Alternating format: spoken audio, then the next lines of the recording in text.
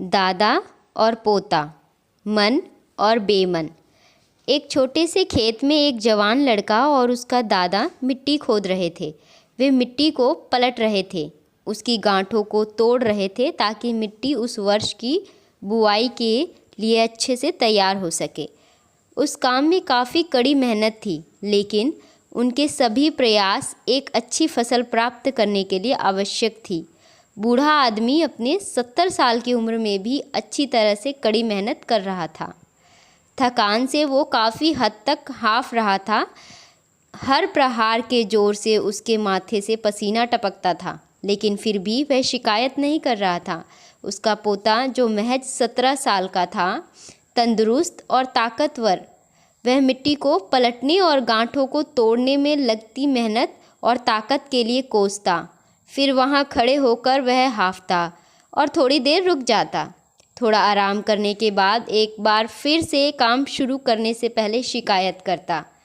थोड़ी देर बाद युवा पोता देखता है कि उसके दादाजी ने जितना काम कर ज़मीन को तैयार किया, वो खुद की तैयार किया ज़मीन से बहुत ज़्यादा है। दादाजी, आप इतने बूढ़े हो, फिर भी आपने मुझसे इतना अधिक काम कैसे किया? पोता अपने दादा से पूछता है। दादाजी ने उसे जो जवाब दिया, उसकी उसे उम्मीद नहीं थी। जब हम किसी काम को मुश्किल मानते हैं और उसके बारे में ज़्यादा सोचते हैं तो सच में मुश्किल हो जाता है, और हम बिना सोचे जब उस काम को करते हैं और करते ही रहते हैं तो वो आसान हो जाता है। पोता थोड़ा अचंभित हो जाता है, इसलिए दादाजी अपनी बात जारी रखते हैं। जब हम अपना समय यह सोचने में बिताते हैं कि यह काम कितना कठिन है और कितना सारा बाकी है, तब हमारा मन बहाने बनाने लगता है, इन सभी चीज़ों के बारे में सोचता है। अपने स्वयं के विचारों के बवंडर में फंसना ही उस काम को हमारे लिए बहुत ज़्यादा कठिन बना देता है। इसलिए समझदारी इसी में है कि वास्तविक रूप से पहली बार में शारीरिक कार्य किया जाए।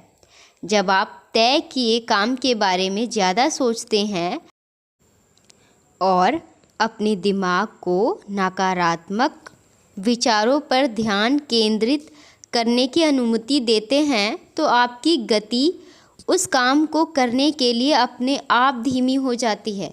अगर आपको किसी भी काम के दौरान सकारात्मक बनाए रखना चाहते हैं, तो आपको तुरंत उस काम को शुरू कर देना चाहिए और फिर किए हुए काम को देखें जो आपने अच्छे से ख़त्म कर लिया है, न कि जो काम बाकी है उसके बारे में विचार करें।